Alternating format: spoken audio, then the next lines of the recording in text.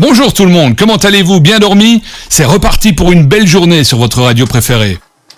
Merci chers internautes et téléspectateurs, vous êtes nombreux en train de nous suivre sur notre chaîne à travers plusieurs régions de la République démocratique du Congo, de partout là où vous êtes également à travers les régions de la diaspora. Là nous vous approchons sur notre chaîne ce mardi 10 décembre 2024 où nous sommes en train maintenant de travailler actuellement sur les questions de guerre, les questions sécuritaires entre les forces armées congolaises qui résistent contre les attaques répétées de rebelles du 23 soutenus par les Rwandais à cette période où le Rwanda semble, n'est-ce pas, saboter tous les efforts diplomatiques malgré les énergies fournies par la République démocratique du Congo qui s'engage dans la paix, mais malheureusement les efforts qui ne cessent d'être sabotés par les Rwandais diplomatiquement et sur les lignes de front en soutenant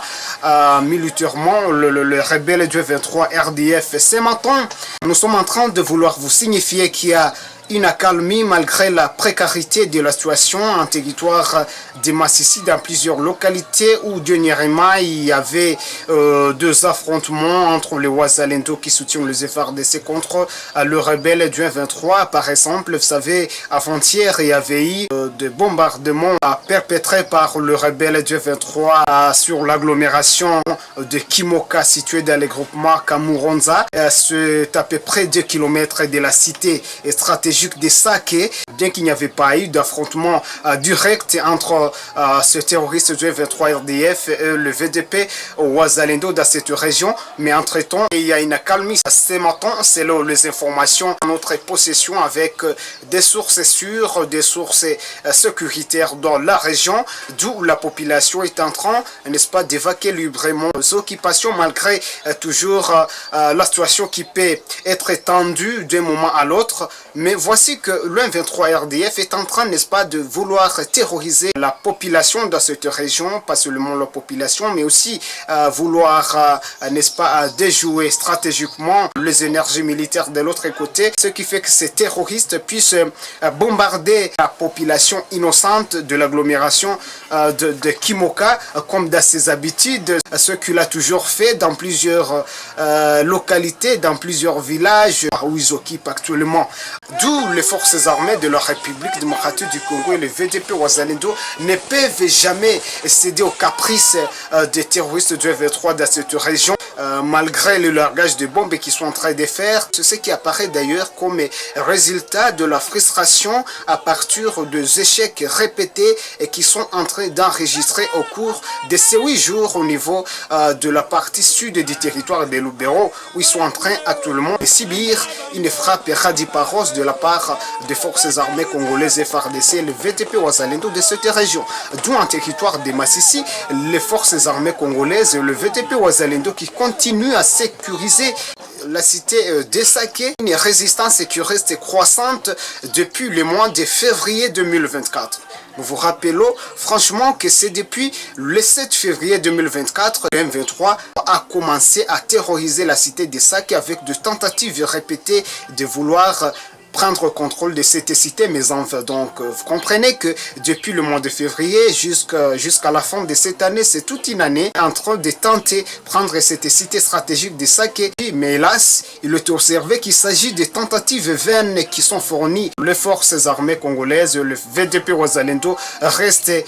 n'est-ce pas, déterminé avec un credo inébranlable, un credo de défense de la patrie, un credo de recouvrer l'intégrité, la souveraineté dont cette partie est de la République démocratique du Congo. Souvenez-vous qu'au niveau de la partie sud du territoire de Lubero, plusieurs villages qui étaient jadis entre le mains de ces terroristes du 23 sont au cours de ces 8 jours revenus entre les mains des forces armées congolaises